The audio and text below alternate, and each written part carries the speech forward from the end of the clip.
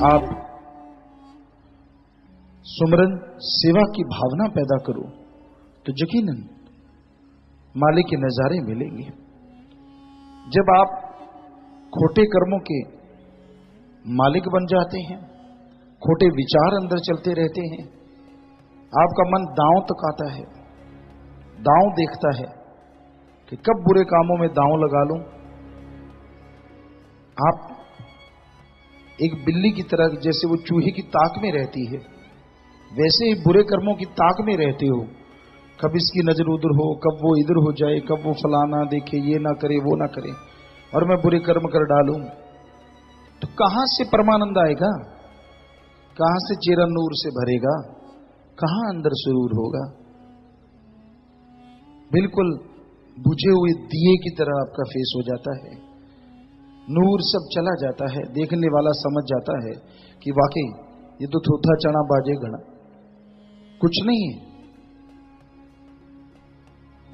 नूर से मतलब रंग से नहीं होता, खुशी से होता है, आनंद से होता है, लज्जत से होता है। रंग काला सांवला गोरा कोई क्यों ना हो, अगर अंत्यकरण में खुशी नहीं तो वो चेहरे लटके हुए नजर आते हैं, और अंत्यकरण में खुशी है तो चेहरा दगदग करता नजर आता है, अट्रैक्टिव हो जाता है, कशिश भरा हो जाता है। तो इसलिए आप किसी को भी देखोगे समझ जाओगे कि इसका हाल क्या है, और वो हाल किसी का किया हुआ नहीं होता। पर कभी कोई मानता है कि ये मेरी वजह से, सवाल ही पैदा नहीं होता। इंसान हमेशा दूसरों को दोष देता है।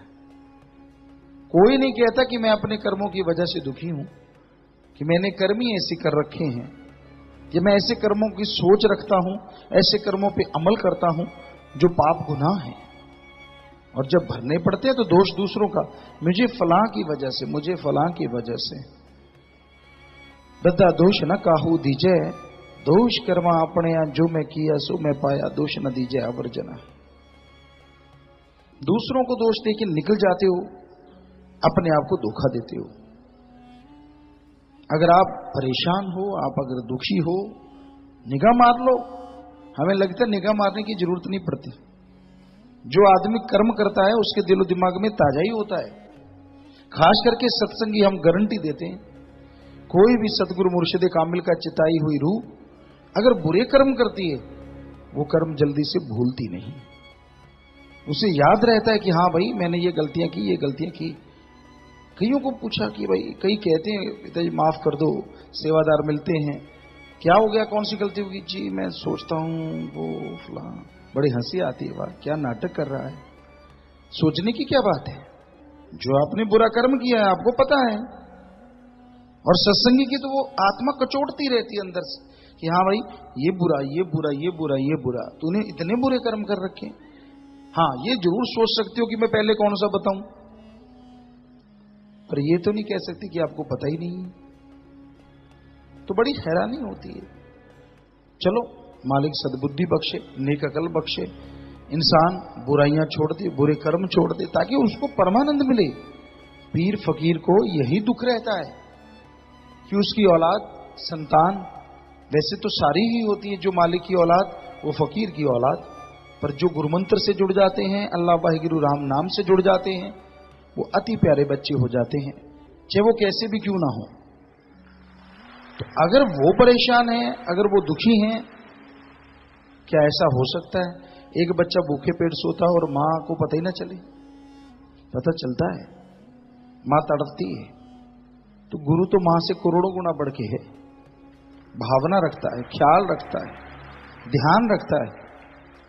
उसके समझाने का मतलब ये नहीं होता कि आपको दुखी करना, आपको और परेशान करना, बल्कि उसका एक ही मकसद होता है कि ये मेरी औलाद भूखी है, इसके अंदर खुशी नहीं है, बेचैन है, तड़प रही है, रो रही है, व्याकुल है, बेचैन है। क्यों? नाम इसको मिला हुआ है, पूर्ण सदगुरु पीर फकीर इसको मिल गया, फिर भी ऐसी क्यों? इसलिए वो बार बार सत्संगों में बताता है कि बुरे कर्म मत करो। इसमें तो किसी को बुरा नहीं ना मानना चाहिए कि भाई बुरा मान जाते हो, पिताजी मुझे कहते हैं, मुझे कहते हैं।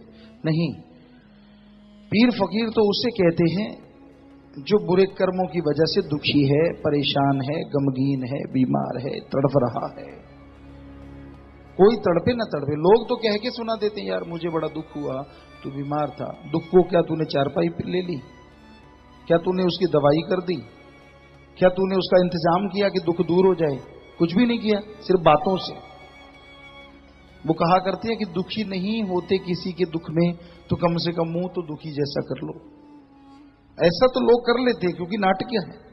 संत पीर फकीर किसी को बताते नहीं कि भाई मैं तेरी वजह से दुखी हूं, पर अगर कोई तड़पता है, कोई बेचैन है, कोई व्याकुल है, परेशान है, तो पीर फकीर उसके लिए परेशान हो जाते हैं, उसके लिए तड़पते हैं कि भाई मालिक अल्लाह वाहिगुरु राम, ये तेरी औलाद हैं और हमारे द्वारा तूने इनको अपने से जोड़ा है, तो इस औलाद को सद्बुद्धि बख्श, नेक अकल बख्श, इनके बुरे कर्मों के लगाम कस, ताकि ये जिन खुशियों के हकदार हैं, जिस परमानंद के हकदार हैं, वो परमानंद इनकी झोलियों में पड़े और ये खुशियों से माला माल हो जाएं, बहार जैसी जिंदगी जिए।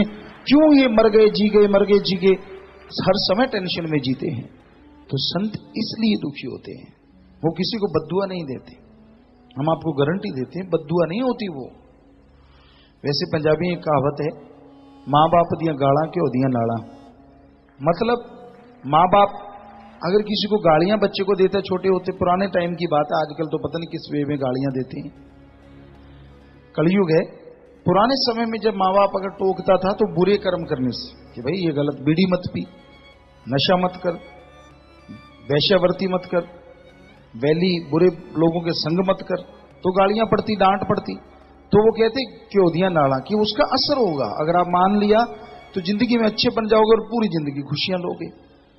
तो वैसे ही संत अरबों गुना बढ़ के उससे भी अपने बच्चों को समझाते, गालियां नहीं देते, पर सख्त अल्फाज कभी ना कभी इस्तेमाल कर लेते हैं।